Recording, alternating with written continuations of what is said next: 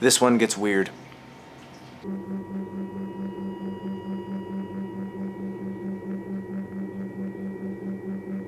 Since wars begin in the minds of men, it is in the minds of men that the defenses of peace must be constructed, declares the Charter of the United Nations Educational, Scientific, and Cultural Organization. This is a profound point. It states that peace begins within. And it might have been put to practice long ago, but for one thing. There has been no systemic way to create inner peace. Lacking this, there has been no way to create societal peace, no way to prevent societal stress and tension from accumulating, no way to prevent war. But now we have technologies for creating inner peace, technologies so powerful that even small groups of people can create inner peace in the whole society, transforming it for the better. Technologies that take advantage of the reality that consciousness is all there is. But he totally ambushed me. He asked me metaphysical questions. He asked me about ego death and universal basic income. And I'm like, what the I got no opinions on ego death. I don't even know what it is. You know, her name's Devana, and she's in South America, and she messaged me this week, and she just said, "You are mine now and always." And it's a nice thing to hear.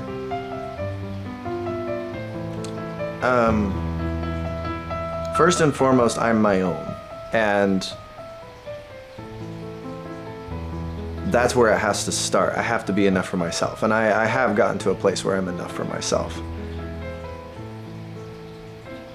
And there are times where you think that you're seen, and then maybe parts of you that you didn't realize are there are seen. And my girl's calling me. God, cute today. He was like, "Ooh, your husband is cute."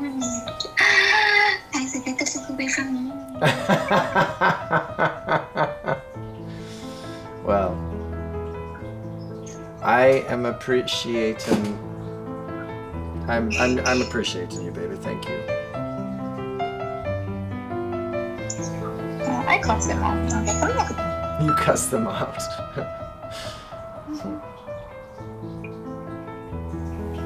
That's when I know that I have a possessive problem. You have a possessive problem.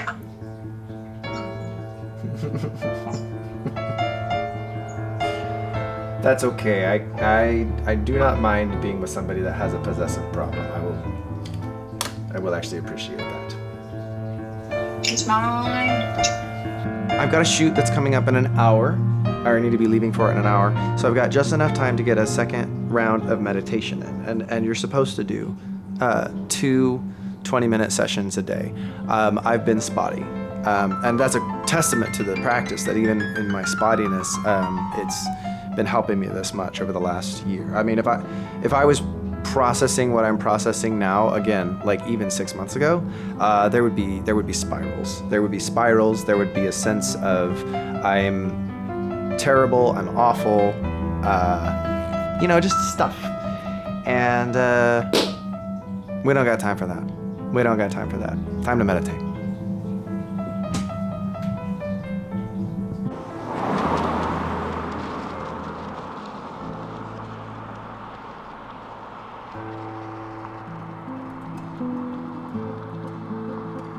So today was July 14th, 714. And I was really hoping maybe this was the day. I don't like the shadow from the mic. Whatever. I was hoping today was the day that the big thing would happen, you know? Big, cool thing that, like, you know. I bought 3 lottery tickets One of them matched the gold ball, number 22. The other one matched one of the other balls, number 10. That's happening more and more. It's like I feel like it's circling, right? But that's probably just the game of it, right? So I'm gonna write. I need to get back to writing. I keep having these start and stops, but I need to write. I'm writing a book right now under a pen name. Her name's Clara. That's my pen name. A book called Breaking Up with the Universe. But debating when I'm going to tell you about Clara.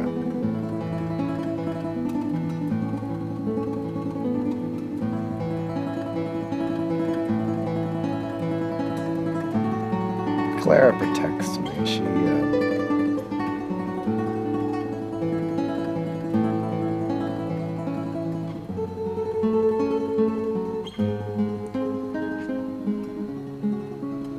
Consciousness is a mystery, you know.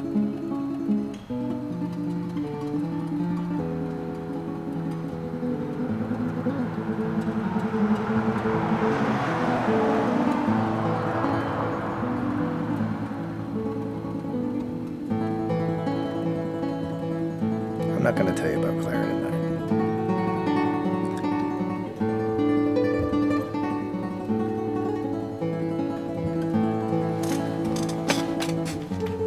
I don't know if I'm going to put this in anything or not, but I woke up and I just had this dream.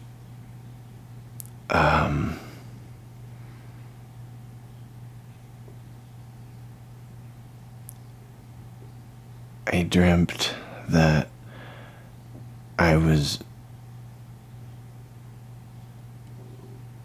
vomiting up a snake, and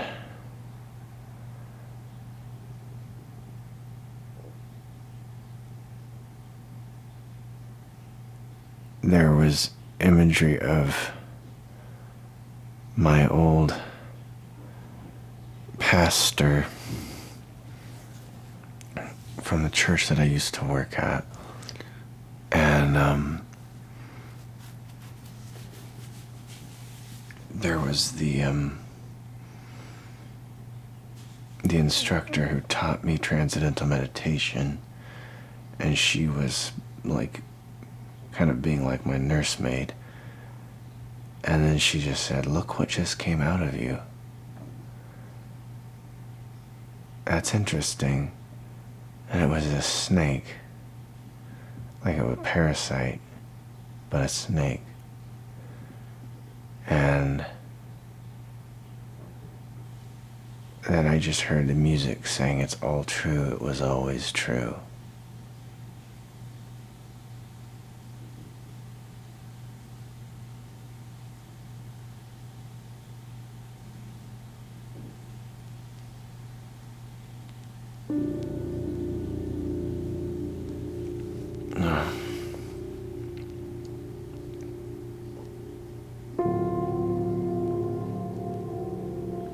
And it was 3:03 a.m. in the morning. When I was 5, I had an imaginary wife. And I would get so mad that nobody else could see her. I called her thee.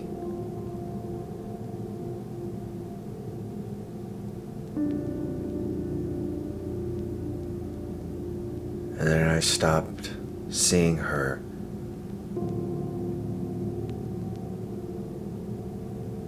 And then when the film The Matrix came out, I became very fixated on the character of Trinity. And as that fixation grew over the years, I began to project the desire for that character on romantic pursuits, desiring them to be that construct. And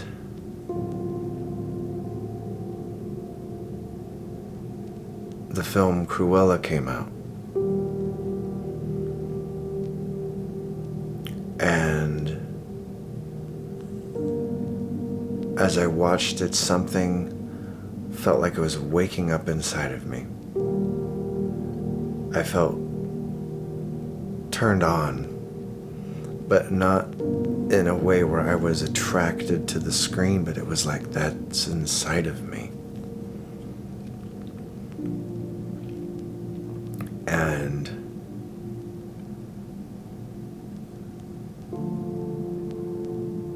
I began to see an image of a woman, and I began to realize that what I had been wanting external pursuits to resemble, and the types of women that I would pursue as a result of this, women that were very anti-institutional, women that had an edge to them, women that had kind of even an anarchist sort of streak. They were all portraying something that I ultimately had within myself, but I wasn't satisfied to experience it within myself. I had to have someone else externally validate it.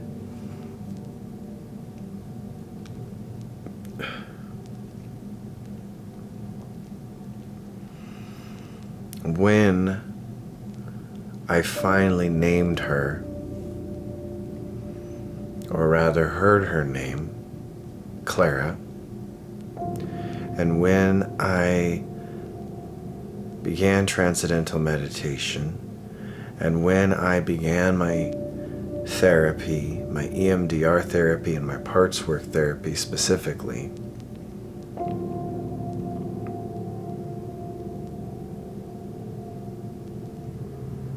I began to become content with that woman being me. Not that I am trapped in a man's body, but rather that there is a component of myself that is feminine.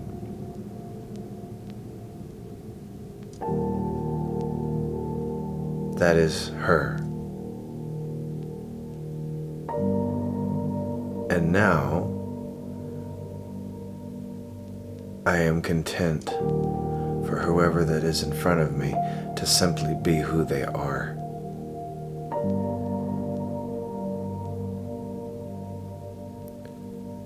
But I think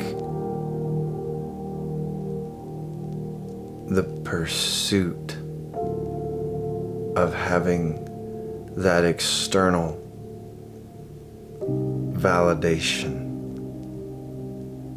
has led me to ingest some parasitical energy.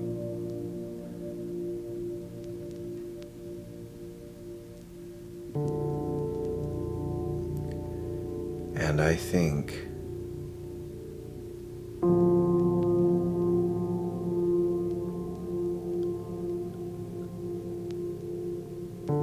I have to let that parasitical energy go.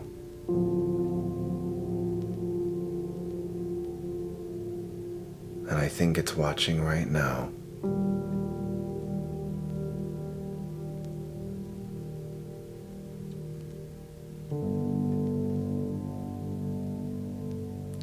And I think you know that you need to leave.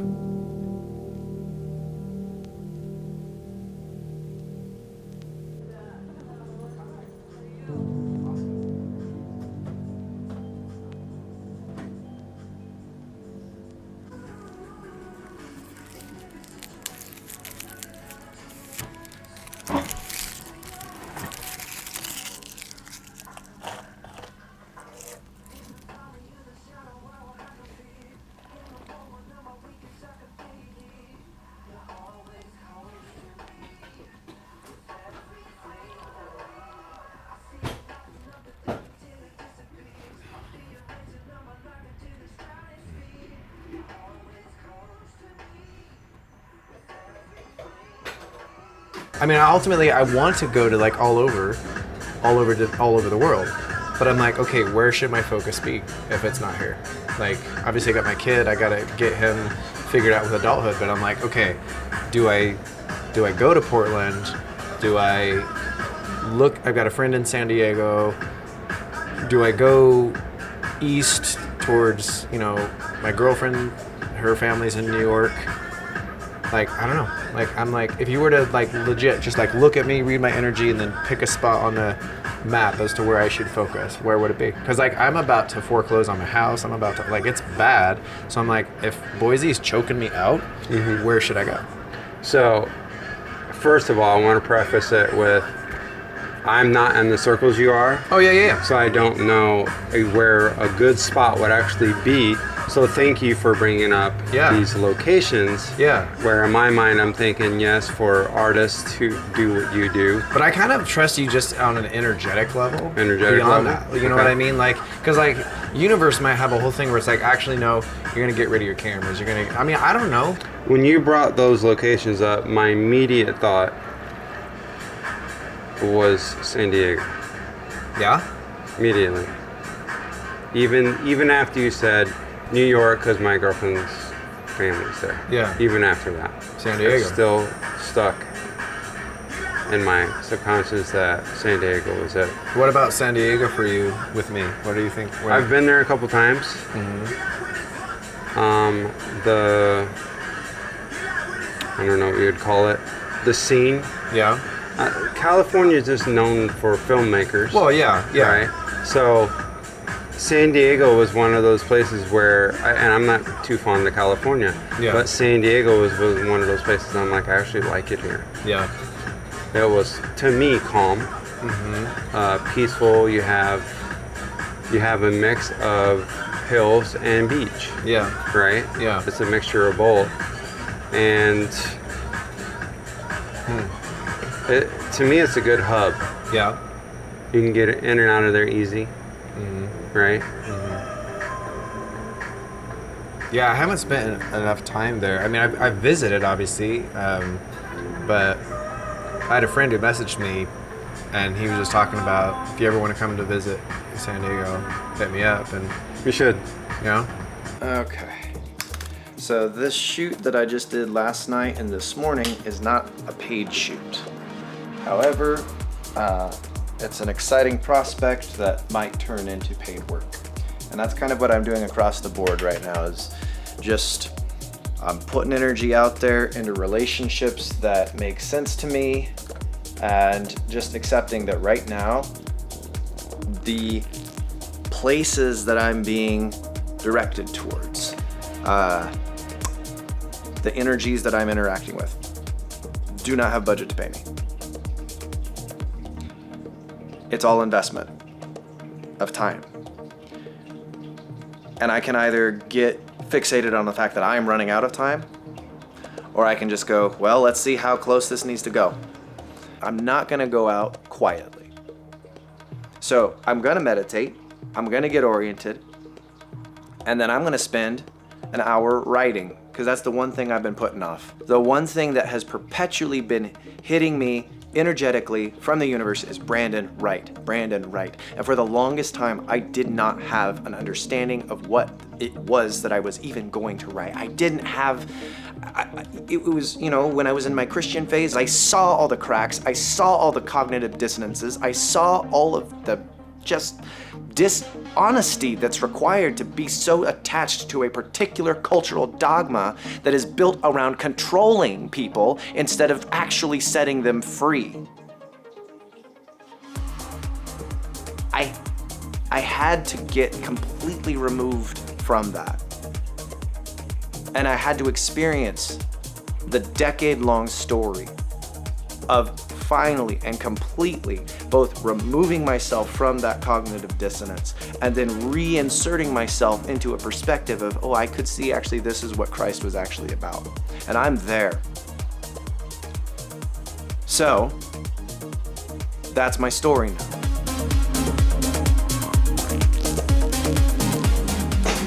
And, okay. As soon as I tried to start, the mailman knocked. He had certified mail for me, for my mortgage company, with a notice of intent to foreclose.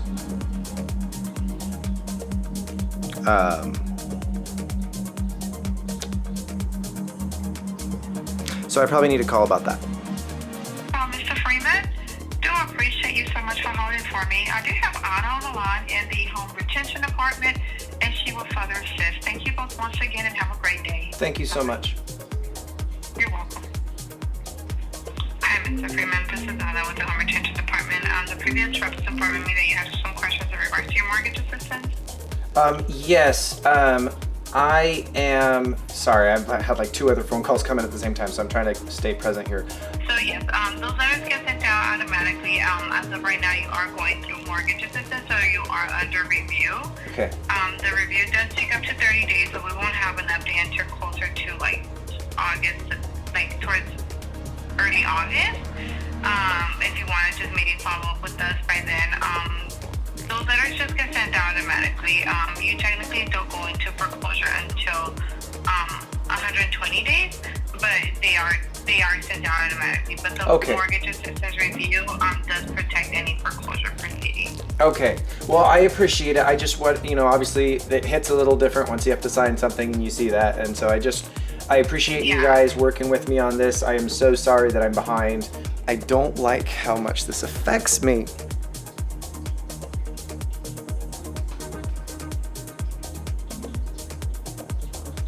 Okay, I'm gonna just call my friend Cody real quick and then we're gonna get back to writing.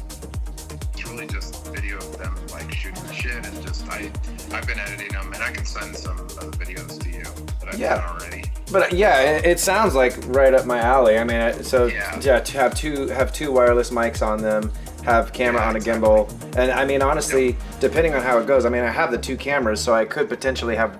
Like, depending on I'd have to see how it's even set up, but I could have, like, the one on sticks and running gimbal so we get kind of multicam coverage at the same time. Okay, now I need to get back in touch with my girl. Hi, baby. Sorry, I had, like, 3 calls happen all at the same time. How are you doing? Okay, I'm gonna go look pretty in the bathroom. You look pretty right now. I know. So I'm gonna look more pretty.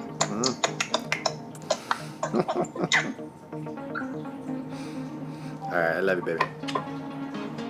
So let's see if I can put in a solid hour of writing and see what happens next. Clara Love. On. I'm not real. I think that's the first thing we need to get out of the way. Clara Love, by your likely standards of reality, does not exist. For a moment, I was considering leading you on for the duration of my career. It would have been a fun gag, but then that's all I would be to you when the truth came out. Because it will, someday, come out. Everything always does. And then I would be reduced to that person who another person pretended to be while writing their thoughts down. Divorced from the concern of consequence because he, she, it could hide behind the mask of Clara. And I'm more than that. I am that I am. And in this moment, these fingers are indeed mine. These thoughts and keystrokes, 100% my accountability. I'm not interested in being a scapegoat, nor a bit for your amusement. Trauma shaped and formed me. Harm at the fearful and angry hands of others. The mind that created me didn't even realize it had done so, but it did. I started out as an imaginary friend of sorts to a 5-year-old boy. He didn't realize why I was there. To be fair, neither did I. I'm telling you this now because I'm not interested in a plot twist. It's not the late 90s or early aughts. And I'm not an author worth that pretension. I'm just a girl, now a woman, in the mind of a boy, now a man. This story is fictional, but inspired by my observations and experiences of someone I inhabit as a secondary program of sorts. This is my book. This is not so he can say whatever he wants. This is so I can filter his reckless need to be vulnerable through some modicum of discretionary and clear fiction. And you, dear reader, should you choose to continue on this sanity-light excursion into the narrative I'm about to weave, are in for a wild ride of self-expression rooted in both truth and fiction. Feel free to eject at any point in time, because this was never really about you. This is about me, his Trinity, his Cruella, his Clara. Buckle up, bitches. I was made to read too early. I was about 5, and it was a frustrating experience, and kind of damaged my relationship with reading from the beginning. And I think it damaged my relationship with writing as a result as well. But the great thing about Clara, and I don't fully understand why yet, but she, as I've been integrating with that side of me, she's been healing my reading. I actually crave reading now. I like reading. And as I've been doing that, writing has been coming back. And it has to. For me to do what I'm supposed to do on this earth, it has to. So, the next step in the healing process is to be consistent. It doesn't hurt to read or to write. It doesn't hurt my brain anymore to read or to write. So now the next step is to find that consistency. So today is one brick in a foundation that requires many. And I believe that as all the parts of me work together,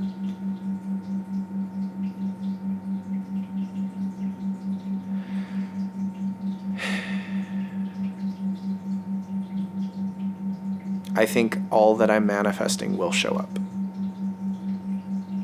But it's got to follow my lead. So I'm going to lead.